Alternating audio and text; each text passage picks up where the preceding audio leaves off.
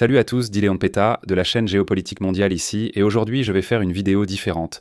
Je veux voir si au moins une fois par semaine, généralement le lundi, je fais une vidéo dans ce style. Ensuite, si ça vous plaît, laissez un commentaire pour dire ce que vous pensez de ce nouveau format que je vais essayer d'aborder. Quel est ce nouveau format ? Je vais prendre une actualité que je considère importante ce lundi ou dimanche, puis je la traiterai le lundi, et je vais essayer de publier ça les lundis, sinon tous, au moins la plupart des lundis, vers midi. La nouvelle d'aujourd'hui, n'est-ce pas, que je veux commenter avec vous, c'est celle-ci. L'alliance entre Netanyahou et Trump montre une usure face au conflit avec l'Iran. Netanyahou et Trump ne sont plus totalement alignés. Des signes d'usure émergent dans leur alliance politique alors que les conséquences du conflit avec l'Iran s'accentuent. The Guardian a indiqué que Netanyahou affirme rester totalement coordonné avec Trump, mais la frustration et les rapports sur moins de consultations montrent une relation sous pression. C'est important car les deux dirigeants étaient perçus comme très alignés sur la stratégie ayant mené à l'affrontement actuel. Si cet alignement faiblit, cela peut impacter l'orientation militaire du conflit et la forme d'une issue diplomatique. L'une des raisons de la tension croissante est que le conflit semble être devenu plus coûteux et plus complexe que prévu. Eh bien, qui aurait pu imaginer cela, n'est-ce pas ? Il y avait seulement des rapports de la CIA et du Pentagone affirmant que ce n'était pas possible comme ils le pensaient, mais peu importe, on passe outre. Après tout, rappelons ici que Donald Trump, selon plusieurs sources de la Maison-Blanche, des rapports de la CIA et des militaires, préfère simplement croire ce que dit son gendre. C'est son gendre qui dirige sa politique étrangère. Alors pourquoi un secrétaire d'État ? Tout cela est inutile. Surprise. Bon, on continue ici. The Guardian a indiqué que l'Iran n'a pas connu la vulnérabilité ni l'effondrement politique rapide évoqué initialement. Tandis que l'AP a rapporté séparément que le gouvernement de Netanyahou fait déjà face à une pression politique interne en raison de l'évolution de la guerre. Si cette erreur de calcul partagée a maintenant des conséquences politiques des deux côtés. Netanyahou subit une pression interne croissante avant les élections, tandis que Trump risque d'être associé à un conflit beaucoup plus difficile à contrôler qu'il n'y paraissait au début. La tension ici est stratégique, pas seulement personnelle. Rappelons-le, d'accord ? Tout d'abord, une grande partie de la population israélienne n'est pas d'accord avec l'aile la plus, disons, messianique du gouvernement israélien, n'est-ce pas ? Plus religieuse, dont j'ai déjà parlé ici sur la chaîne, n'est-ce pas, qui veut accélérer la venue du Messie, qui libérerait la terre d'Israël et tout ça. La plupart des Israéliens pensent bon que c'est des bêtises, que c'est du mysticisme bon marché et ils ne sont pas d'accord avec ça. Bien sûr, cela ne signifie pas une sympathie pour l'Iran, mais ils constatent que la manière dont cela a été fait ne pouvait pas aboutir, n'est-ce pas ? Le régime iranien, il est beaucoup plus, comment puis-je dire ? Il est ossifié, pour ainsi dire, n'est-ce pas ? Plus que le régime vénézuélien. Le régime vénézuélien, je ne suis pas vénézuélien, d'accord ? Mais dans les Amériques, en général, peut-être à l'exception des États-Unis eux-mêmes, les régimes sont, disons, beaucoup moins institutionnalisés et stables que le régime iranien. Dans le régime iranien, vous pouvez dire ce que vous voulez, mais d'abord, il y a une identité ethnique et culturelle de plusieurs milliers d'années, bien antérieure à l'idée occidentale, disons. Et deuxièmement, et c'est ce que beaucoup de gens ont du mal à comprendre, ils pensent que toutes les dictatures sont pareilles, n'est-ce pas ? Toute dictature, dictateur ici, dictateur là-bas, ce n'est pas vraiment comme ça. Il y a différents types de dictatures. Les dictatures, comme celle d'Iran, ne reposent non pas sur une seule personne, contrairement au régime de Saddam Hussein ou de Kadhafi en Libye. Donc si vous faites tomber ce type, tout le système s'effondre, comme avec les dictateurs nationalistes arabes. C'est bien ça ? Ce sont des exemples où toute l'infrastructure politique du pays était construite autour de la figure du dictateur, ce qui n'est pas le cas de l'Iran, n'est-ce pas ? Le cas de l'Iran est une dictature bien plus robuste, dans le sens où elle est beaucoup plus répartie entre différents dirigeants. C'est donc bien plus difficile à renverser, car elle repose sur une civilisation millénaire, ce qui complique tout et change complètement le calcul. Ce type de dictature, on peut dire que c'est une dictature parlementaire, non ? D'une certaine manière, on peut dire qu'elle est théocratique et tout ça, oui. Mais ce que je veux dire, c'est qu'elle est parlementaire, dans le sens où ce sont ces figures du Parlement qui détiennent le pouvoir, et pas nécessairement ce grand leader. Bien sûr, il va avoir une grande influence, mais le pouvoir ne vient pas de lui. Il doit plutôt, tu vois, agir comme un chauffeur de bus, pour ainsi dire. Ils sont beaucoup plus difficiles à renverser. Tout comme c'est le cas avec la Chine, et ici dans les Amériques, le seul exemple que nous avons probablement dans ce sens, c'est Cuba. Cuba, oui, serait beaucoup plus difficile à vaincre que le Venezuela. Mais ne vous y trompez pas, même Cuba n'a pas la profondeur stratégique que l'Iran possède, donc cela complique aussi la vie des Cubains. Mais c'est un régime, disons, plus stable, n'est-ce pas? Quand vous avez cette dispersion du pouvoir, n'est-ce pas? Cela complique la vie des États-Unis, qui pensaient qu'après leur victoire facile au Venezuela, ils pourraient l'en faire de même en Iran. C'est un réel analphabétisme géopolitique et historique, non? Et la pression augmente aussi à un moment politiquement sensible.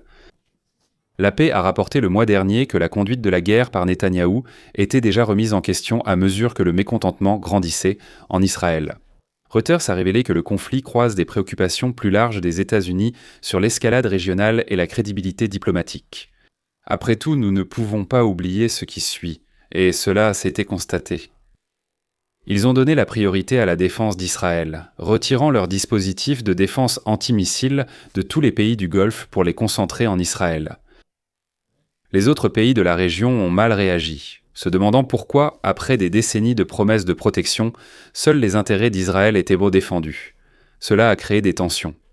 Que vous soyez d'accord avec Israël ou non, ce n'est pas la question, mais essayez de vous mettre à la place d'une de ces élites du Golfe. Comment vous sentiriez-vous? Évidemment, il s'agirait de chercher un autre garant. Surtout parce que la plupart des pays du Golfe sont des pays artificiels. Que signifie artificiel dans ce contexte? Il ne s'agit pas d'avoir ou non le droit d'exister. Tous les pays en soi ont le droit, je mets des guillemets, parce qu'en réalité il n'y a pas de droit, puisque personne ne donne ce droit, n'est-ce pas? Mais disons-le comme ça, ils ont le droit d'exister. Mais oui, il est plus facile de maintenir un pays qui s'est formé de manière organique. On construit sur quelque chose de plus naturel, comme une ethnie ou une culture commune. Plutôt qu'un pays artificiel qui a été, disons, créé par une grande puissance qui est arrivée là, à dessiner les frontières et tout le reste. Ces pays artificiels, c'est-à-dire les pays du Golfe, ont besoin d'un grand garant de leur souveraineté. Autrefois, le grand garant était l'Angleterre, aujourd'hui ce sont les États-Unis, et bon, aujourd'hui entre guillemets, n'est-ce pas? Parce que maintenant, évidemment, ils vont chercher un autre garant. Très probablement, ils vont se demander si será que a Chine être prête à être la grande garante de la souveraineté? Là-dessus, j'ai mes doutes, je vais être sincère, je crois que non. Elle sera prête à être partenaire jusqu'à un certain point. Je n'imagine pas la Chine installer des bases militaires là-bas pour garantir la stabilité régionale. Ce n'est pas vraiment le modèle chinois. La question principale est désormais de savoir si ces tensions restent une divergence tactique privée ou deviennent une rupture politique plus grave sur la manière de traiter avec l'Iran. Si les efforts en faveur d'un cessez-le-feu et la diplomatie avancent, les deux dirigeants peuvent masquer leurs divergences. Si les combats reprennent de l'intensité, l'écart entre leurs intérêts pourrait devenir plus difficile à dissimuler. L'alliance entre Netanyahou et Trump persiste, mais paraît moins alignée qu'avant. En ce qui concerne le conflit, plus le conflit avec l'Iran se prolonge, plus il peut être difficile pour les deux dirigeants de maintenir l'apparence d'une union totale. Après tout, nous devons prendre en compte que les intérêts d'Israël ne sont pas ceux des États-Unis, et que les intérêts des États-Unis ne sont encore moins ceux d'Israël, n'est-ce pas? Géopolitiquement, ce que beaucoup de gens ne comprennent pas, c'est que la priorité géopolitique des États-Unis se concentre sur 3 zones: l'Amérique latine, le Pacifique et la région arctique. Beaucoup de gens vont dire « mais la région du Golfe est intéressante géopolitiquement pour eux à cause du pétrodollar ».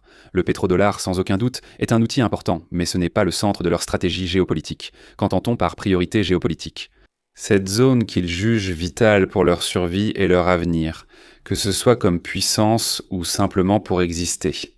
Aux États-Unis, il s'agit des 3 zones mentionnées, pas le Moyen-Orient. Le Moyen-Orient, historiquement, a toujours été beaucoup plus lié aux intérêts européens et, justement pour cette raison, les États-Unis se sont beaucoup impliqués là-bas, afin de garantir aussi, d'une certaine manière, pendant la guerre froide, les intérêts de leurs alliés européens. Ils s'en sont éloignés, puis sont redevenus impliqués, ce que beaucoup ont vu comme une erreur stratégique après la guerre froide. Mais ce n'a jamais servi les intérêts américains. Israël se retrouve alors dans une position assez compliquée. Si à l'avenir, il se concrétise un éloignement des États-Unis vis-à-vis de l'Eurasie, ce que je crois être la voie que nous suivons. Premièrement, ces pays-là, l'Iran, la Chine et la Russie, qui aujourd'hui affichent une grande amitié, vont commencer à avoir des tensions entre eux.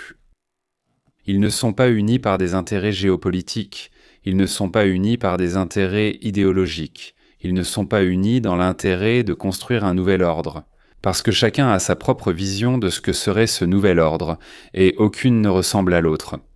Et certains d'entre eux, là-bas, ont même une véritable rivalité géographique, n'est-ce pas, une rivalité territoriale. Dans le cas de l'Iran et de la Russie, là dans la région du Caucase, n'est-ce pas, et puis avec la Turquie, ça complique encore plus les choses. Je ne doute pas qu'avec cet éloignement des États-Unis de l'Eurasie, Israël va chercher un autre partenaire, et ce partenaire a déjà un nom, ce sera la Russie. Tu peux en être sûr. Si les États-Unis s'éloignent de l'Eurasie dans les 20 prochaines années, nous verrons un rapprochement encore plus grand d'Israël avec la Russie et un éloignement encore plus grand entre l'Iran et la Russie. De nos jours, ils sont proches, mais il y a de très grandes méfiances, surtout de la part des Iraniens, envers les Russes. N'est-ce pas, après tout, une grande partie de la population russe, de la population israélienne, est d'origine russe. Cela rend une partie de l'élite iranienne méfiante. Et donc les Iraniens, qui sont probablement déjà dans cette tendance de se rapprocher de la Chine, vont finir par s'allier complètement avec la Chine, n'est-ce pas? Et je ne doute pas que cela puisse arriver. Il pourrait même y avoir une rupture entre la Chine et la Russie à l'avenir, encore une fois, dans un intervalle de 2 décennies. Mais attendons de voir. Quoi qu'il en soit, les intérêts américains ne sont pas les mêmes que les intérêts israéliens. Donc il n'est pas étrange qu'il y ait cette séparation entre les deux pays. Dans le sens de savoir à quoi ils vont devoir faire face, comment va évoluer l'avenir de la guerre avec l'Iran. Donald Trump, évidemment, veut sortir de là, n'est-ce pas? En essayant de dire qu'il en est sorti en vainqueur, il va essayer de vendre ça, il y aura des gens qui vont y croire, en disant, après tout, regardez le nombre de dirigeants iraniens tués, c'est insignifiant. Et Israël n'aimera pas ça, parce qu'ils savent que cela ne fera que repousser les problèmes avec les Iraniens de 2, 3, 4 ou 5 ans. De toute façon, même si cette guerre finit, la partie ne s'arrêtera pas là. Il se passera encore beaucoup de choses. C'est tout, les amis. J'espère que ce format vous a plu. Dites-moi en commentaire si je continue ainsi, je vais essayer d'être plus régulier. Si ça vous plaît, si ça a une bonne portée, d'accord? Et c'est tout. Amitiés et à jeudi pour la vidéo hebdomadaire ici. Salut, salut.